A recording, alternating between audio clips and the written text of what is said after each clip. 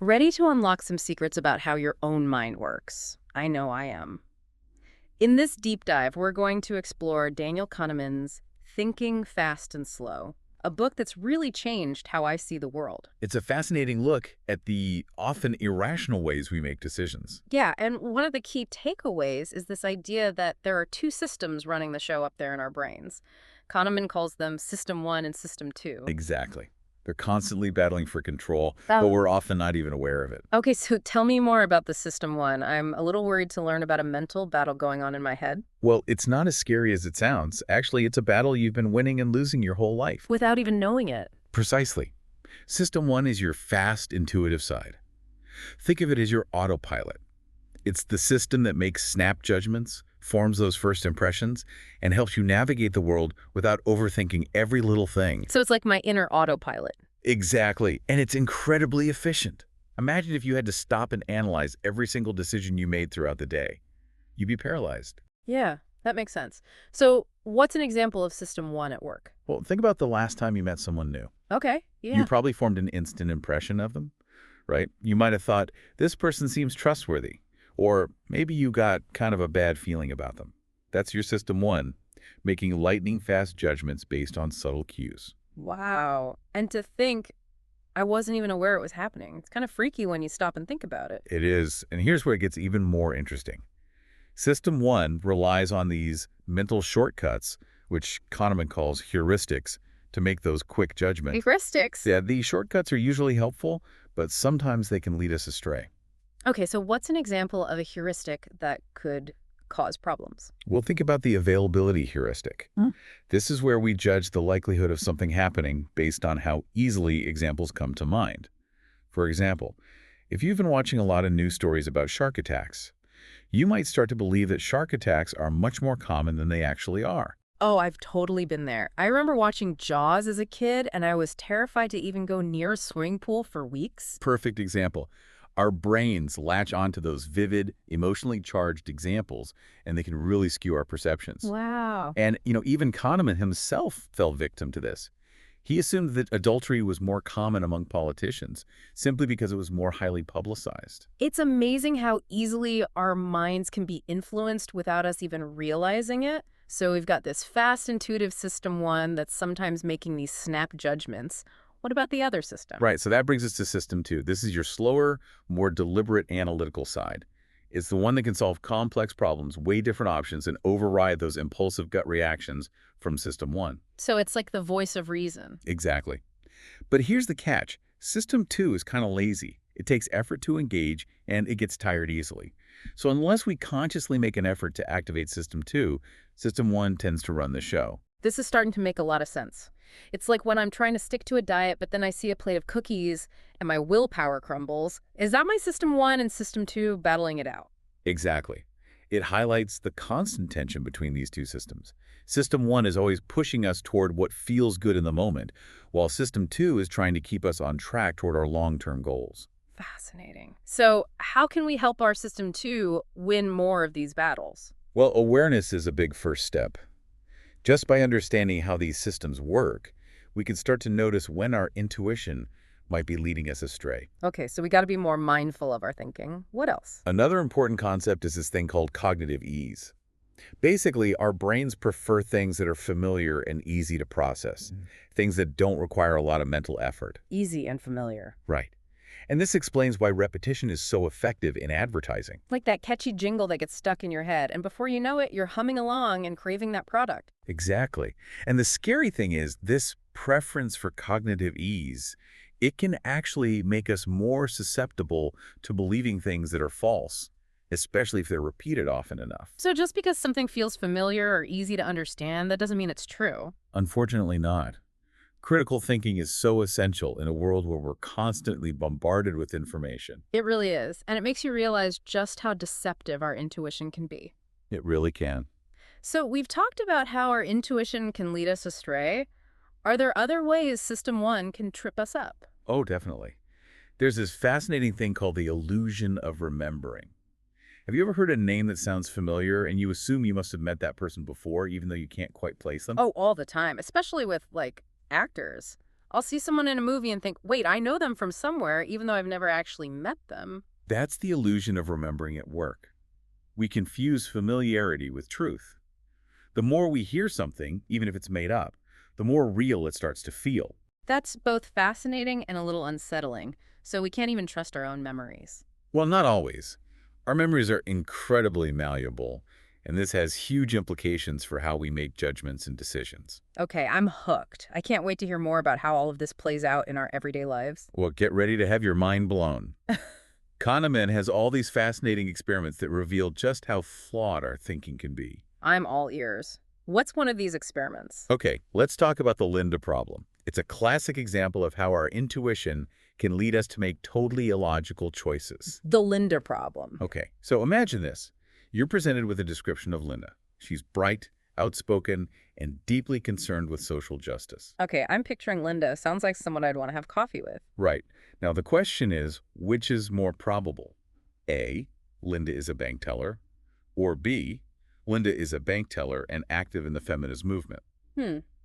Well, based on that description, she definitely sounds like a feminist, so I'd say option B is more likely. You'd be in good company. Most people choose B.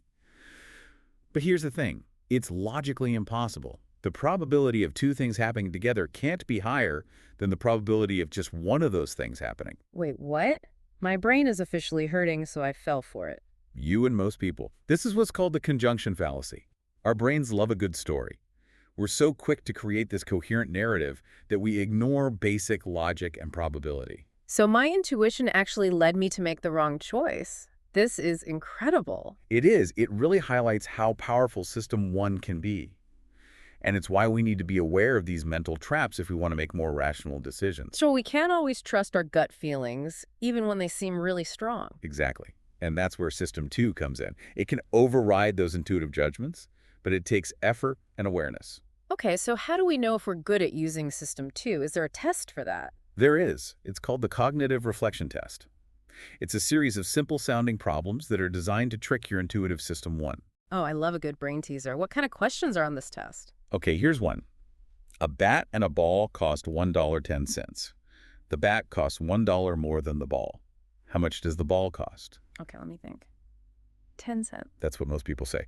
But if you actually do the math, you'll see the ball actually costs 5 cents. This test measures our tendency to jump to that most obvious, intuitive answer, even when it's wrong. Interesting. So it's a test of how impulsive we are versus how reflective we are. You could say that. And what's fascinating is that even highly intelligent people fall prey to these cognitive biases. So it's not about being smart, it's about how our minds are wired. Exactly. We all have these mental shortcuts and biases, and understanding them is the first step to making better decisions. Wow, I'm already feeling more aware of my own thinking patterns. This is amazing. Okay, so we've talked about how our minds jump to conclusions and fall for mental traps. What about how we frame those conclusions? Does that play a role in decision-making? Absolutely. The way choices are presented, what Kahneman calls framing, can have a huge impact on our decisions, even when the options are objectively the same. I'm intrigued. Give me an example of this framing effect. Okay, imagine you're buying a calculator. Would you drive to a different store to save $5 on a $15 calculator? Maybe. Okay, now would you drive to a different store to save $5 on a $125 calculator? Think about it. You know, I think I'd be more likely to go out of my way for the cheaper calculator, even though it's the same amount of savings. Exactly. That's the power of what's called loss aversion. We feel the pain of a loss much more strongly than the pleasure of an equivalent gain. So our brains are wired to prioritize avoiding losses, even if it means missing out on potential gains. That's right. And this bias can have a huge impact on everything from financial investments to personal relationships. This is blowing my mind. It's like we're all playing a game with rigged rules and we don't even know it. In a way, yes. But by understanding these rules, we can start to make more conscious, rational choices. And that brings us to another fascinating concept, the endowment effect. The endowment effect. Okay, tell me more about this. It sounds intriguing. It's this tendency to overvalue things we own simply because they're ours. Kahneman did this classic study with mugs, where people who were randomly given a mug demanded a much higher price to sell it than people who didn't own a mug were willing to pay. So just the act of owning something makes us think it's worth more. That's incredible. It is. It's this deep-seated attachment to what we perceive as ours. and it extends beyond material possessions. We also see it with ideas, beliefs, and even our own perspectives. Wow, this is really making me think. Okay, so we're biased toward avoiding losses, but what about predicting the future? Surely we can't be that bad at it, right? Well, that's where things get even more interesting. Kahneman talks about the planning fallacy, and it turns out we're often way too optimistic about our own abilities. Planning fallacy. That sounds kind of ominous. It is. It's this tendency to underestimate how long it will take us to complete tasks and projects, even when we have evidence from past experiences to the contrary. Oh my gosh, that is so me. I always tell myself I can finish a project in a couple of hours and then it ends up taking all day. That's the planning fallacy in action.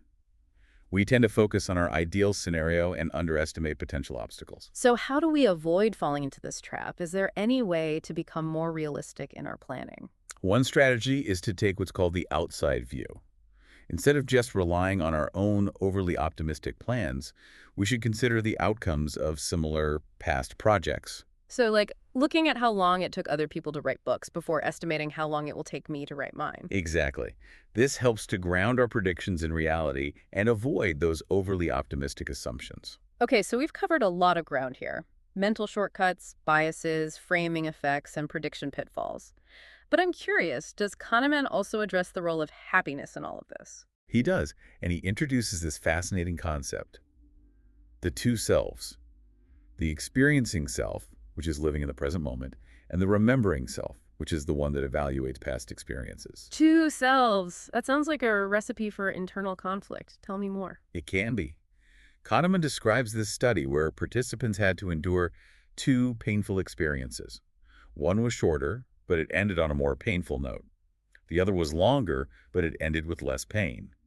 Guess which one they chose to repeat? I'm gonna guess the shorter one. Nope, they actually chose to repeat the longer, more painful experience simply because the ending was less aversive.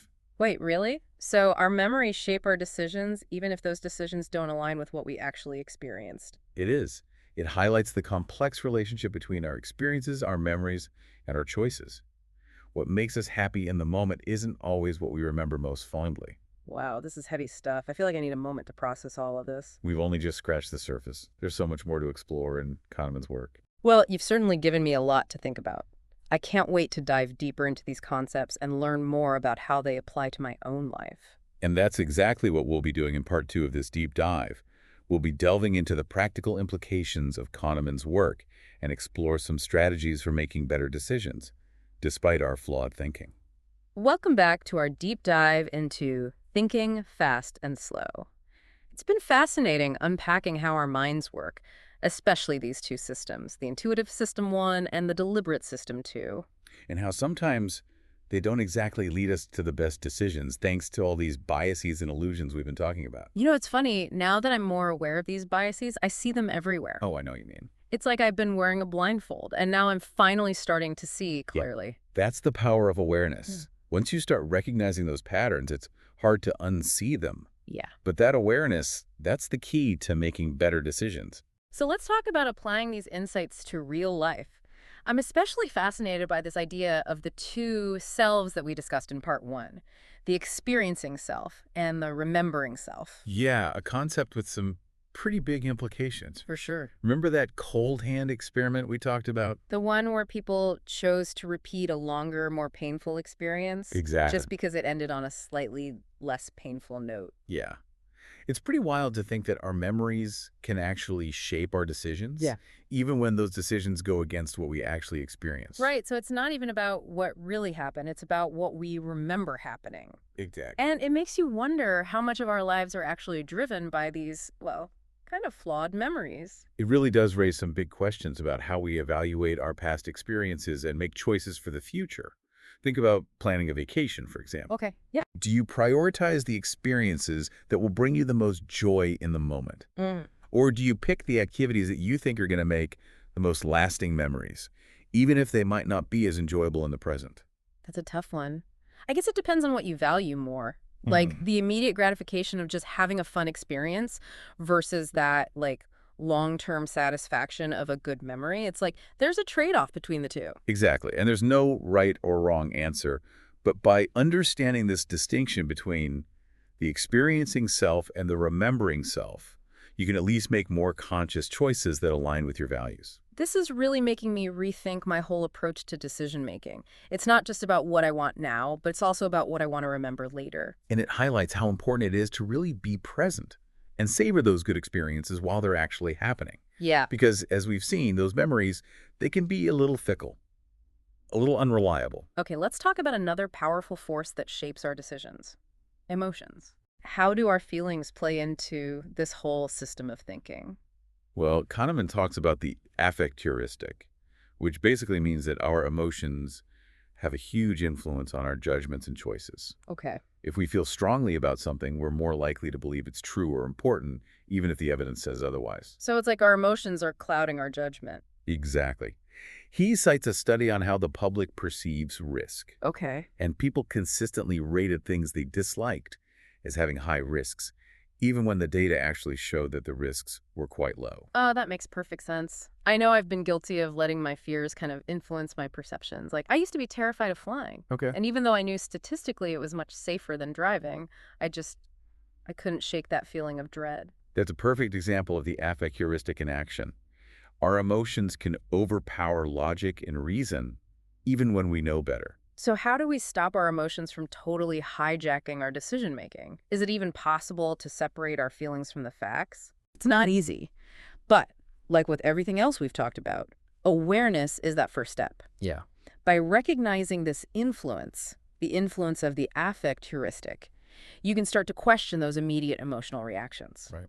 Ask yourself, is this fear or anger really clouding my judgment? What does the evidence actually say? It's like trying to take a step back from the situation, trying to look at it objectively, even if you're feeling really emotional in the moment. Exactly. And sometimes it might even be helpful to just sleep on a decision before doing anything.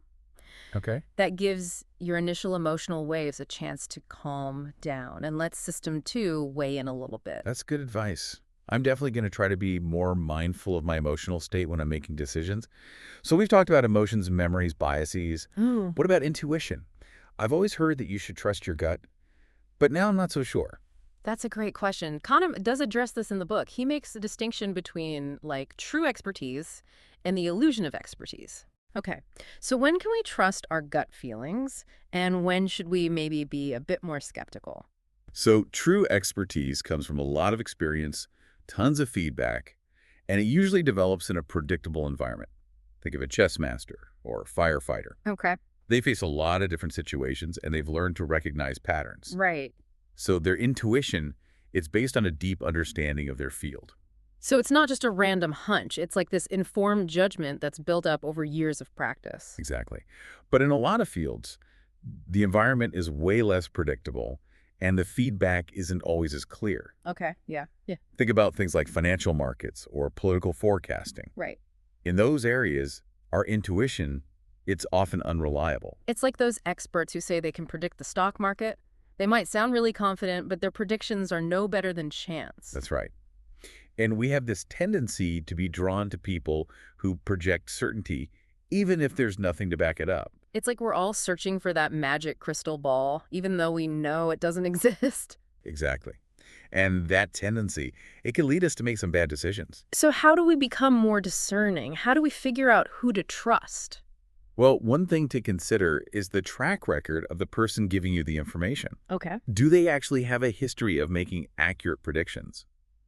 Have they been right more often than they've been wrong? Good point. It's easy to get caught up in the hype, It is. but you have to look at the data. Exactly. And we also have to be aware of our own biases. We tend to believe information that confirms what we already believe, Oh, absolutely. even if it's coming from a source that's not so reliable. So we need to be extra critical of information that just fits in with our worldview and be more open to other perspectives. Exactly. It's about being willing to change our minds when we see new evidence. Okay, so we need to be wary of people who claim to have all the answers, be more critical of information that just confirms our biases, and be open to new perspectives. What else can we do to make good decisions, especially in these unpredictable environments? Well, Kahneman is a big advocate for using algorithms and statistical models whenever possible.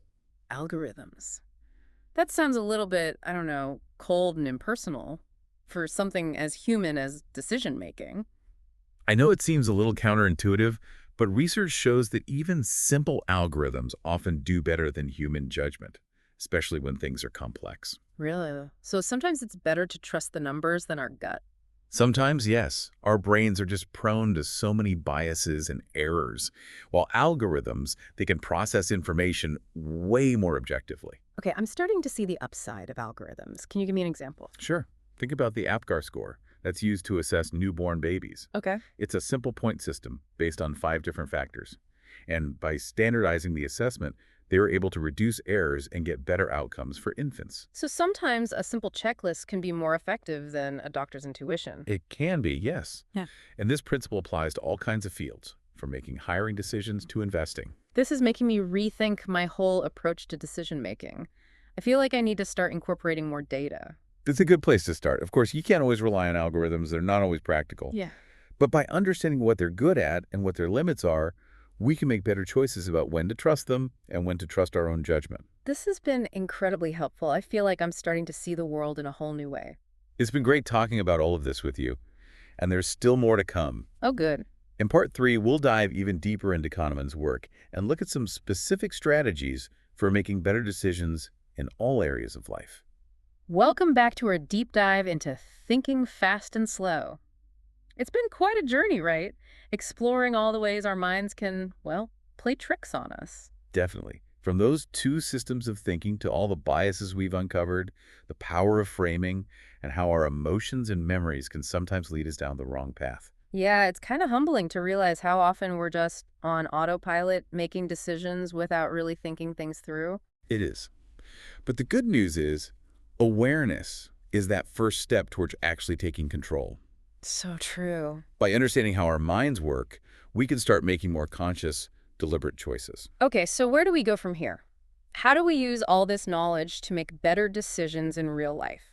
Well, Kahneman offers some really practical advice. He talks about what he calls risk policies. Risk policies. What are those? Basically, think of them as guidelines you set for yourself ahead of time, especially in situations where, you tend to get emotional and maybe make impulsive decisions. Okay, I can see where this is going. So, for example, let's say you're an investor and you have a tendency to panic and sell everything when the market dips. Oh, that's me. I get so anxious watching those numbers go down. Right. So a risk policy for you might be to commit to only checking your portfolio once a quarter, Okay, yeah. instead of obsessing over every little fluctuation. That way, you're less likely to react emotionally and make decisions you might regret later. That's such a good idea. It's like putting a system in place to protect myself from myself. Exactly. Another example. Maybe set a really strict budget for a home renovation project before you even start. That way, you're less likely to go overboard and make impulse purchases that bust your budget. Love that. Putting those guardrails in place. Right. It helps you stick to a plan, even when emotions run high. Okay, risk policies. Got it. What else can we do to become better thinkers? Well, remember the concept of framing we talked about? How the way a choice is presented can totally change our preferences. Yeah, that was wild. That's changing the wording, and our whole perspective shifts. Well, just being aware of how things are being framed can help you make more objective decisions. Okay, yeah. Like, let's say you're thinking about a risky investment opportunity. Try reframing the potential outcomes. Think about both the potential gains and the potential losses. That way, you're less likely to get swayed by the excitement of a possible win or paralyzed by the fear of losing. Makes sense. So it's about taking a step back and really questioning how the information's being presented to us. Exactly. And honestly, this applies to so much more than just financial decisions. Think about marketing, negotiating strategies, even how we talk to each other. It's like learning to see behind the curtain, Yeah. Seeing how things are being manipulated. Totally. Once you become aware of those subtle framing effects, you start to see them everywhere. So framing, risk policies, anything else. What about those times when we just gotta go with our gut feeling? Yeah. Is there ever a time when intuition is a good guide? Remember, Kahneman argues that true intuition, it comes from a place of real expertise and deep experience. It's not just a hunch. It's recognizing patterns that most people wouldn't even notice. So it's like that seasoned detective. They can walk into a crime scene and just feel what happens. Right, but here's the thing. That kind of expertise is usually very specific. Okay. So that chess master, their intuition on the board is amazing, but it doesn't mean they'll be great at predicting the stock market. So just because you're an expert in one thing doesn't automatically make you an expert at everything. Exactly. And even in areas where we do have expertise, We got to watch out for overconfidence. Yeah, it's easy to get cocky. Right. Even the most talented, experienced people make mistakes. We're all human. Our judgment isn't perfect. That's why it's important to have things in place to catch those mistakes before they get too big. Like those checklists they use in operating rooms. Yep. Or peer review for scientists. It's about building a culture of humility and accountability. Yeah, recognizing that we all make mistakes, even the best of us. It's fascinating, but also a little overwhelming to think about all the ways our minds can lead us down the wrong path. It is a lot to take in. But Kahneman doesn't leave us without some hope. Right. He says that while we can't completely get rid of these biases, we can become more aware of them and learn to kind of work around them. So it's like understanding our weaknesses and figuring out ways to kind of outsmart them. Exactly. We're not stuck with our flawed thinking. We have some control. I love that. It's like we're all on this journey to figure out how our minds work and use them better. Totally. And thinking fast and slow is like a roadmap for that journey. This has been such a great conversation. I feel like I see the world in a whole new way. Any final thoughts for our listeners as we wrap up? The big takeaway here is this. By understanding those two systems in our brains, recognizing our biases, and learning to use framing to our advantage, we can make more rational choices. It's not about being perfect.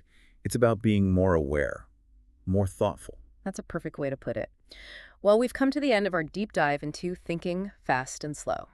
Thanks for joining us. We hope you've enjoyed exploring the fascinating world of how we think. And remember, knowing how your mind works is the first step to making it work better for you. Keep those minds engaged and keep thinking critically about the world around you. We'll see you next time.